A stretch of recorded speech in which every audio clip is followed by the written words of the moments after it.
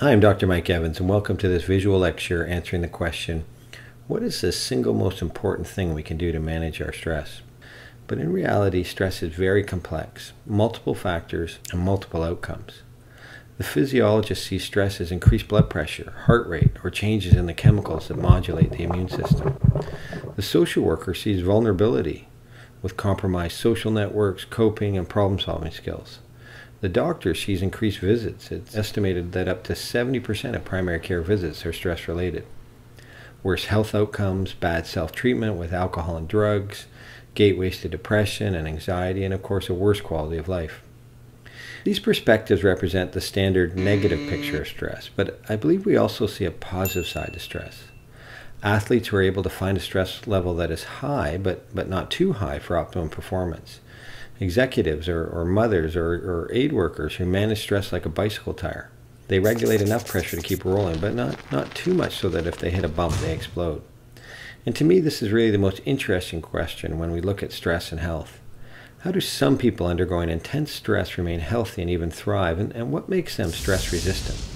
Well, I think the answer is big and includes factors like how much control people feel they have in their lives, their social network, and I mean that in the old sense of the word, openness to change, attitudes like optimism, self-care skills such as exercising and humor, and so on. Research on mental health shows that we have sort of bento boxed more severe mental health issues and tried to figure out what works and what doesn't, which is great, but we have done much less research on the most common problem, stress, and when it is studied, it's usually in the context of other diseases. So based on the current literature, my pick for the single most effective treatment for managing stress is actually kind of a simple one. Change your thinking style.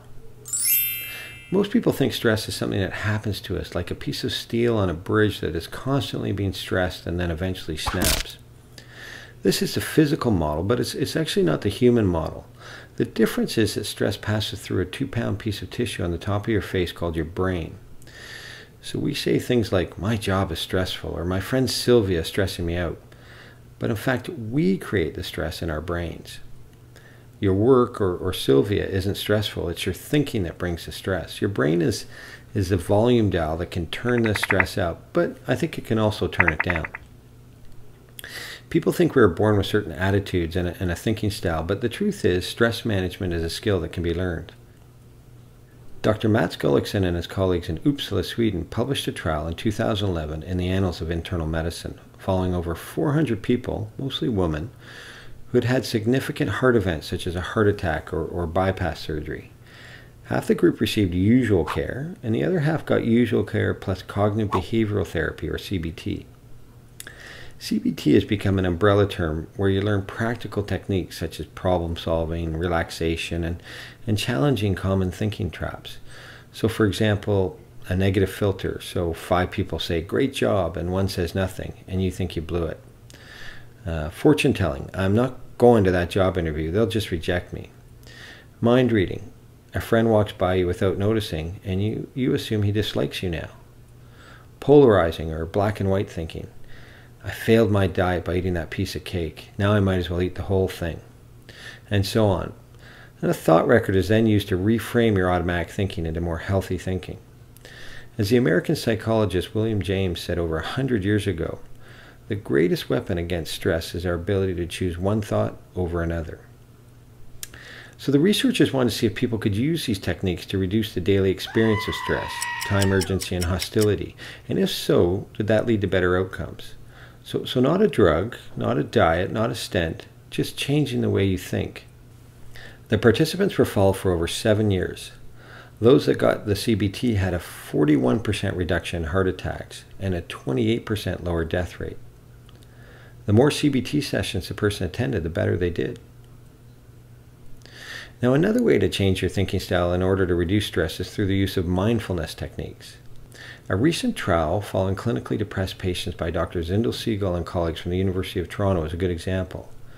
When the patients experienced remission, they were randomized to an antidepressant or a placebo or mindfulness-based cognitive therapy.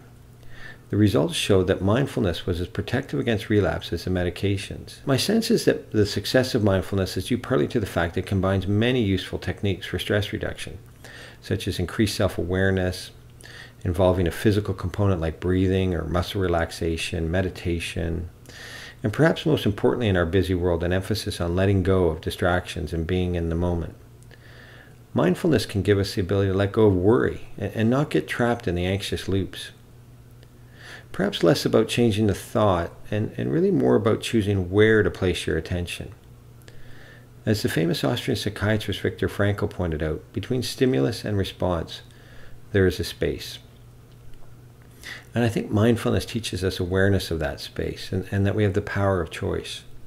When things are stressful, sometimes you need to keep it simple. Say to yourself, I will keep a regular sleep routine. I will avoid eating crap. I will walk. I will mingle. And I think there's some early evidence for altruism or doing good. As Abe Lincoln said, when I do good, I feel good. When I do bad, I feel bad. And that is my religion.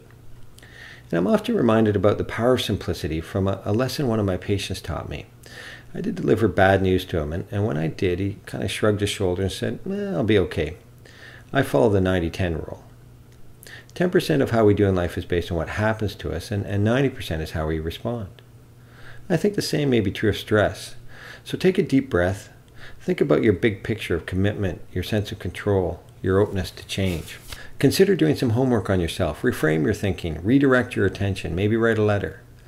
Repeatedly, the evidence shows that if people manage their stress well, they have better health outcomes for virtually any disease they may suffer from. And remember, the challenges will always be out there. That's life. But remember, too, that your thoughts and your attitude are the key holders for the stress you experience. Not the traffic, not your boss, not your job, not your neighbor, but you. And something you can improve, your thinking.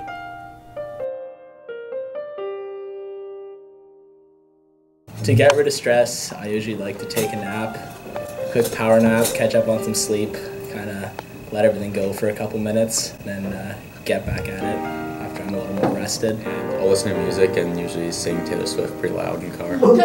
Play video games and play video games. I probably play more video games. Yoga and adult coloring books are amazing. I would do yoga for a couple hours and probably watch Netflix, a lot of Netflix. I'm watching The Office on Netflix, and I also love making music as well, like great music, you know, it just calms me down. You should go listen to Awesome. You can listen to my song as well, it's out right now. Peace. Get rid of stress by punching Jim. I get rid of stress by not talking to Brittany. And just talking with my friends about everything that I'm stressed out about, that helps relieve my stress, get it off my shoulders. I watch Netflix, or I go to the gym, or I eat. I just play the piano, play some music, and of course a TV show a day gets rid of your stress. I also like to read non-fiction, fiction, doesn't really matter. Either read about like different like histories or read another good book that I've just picked up.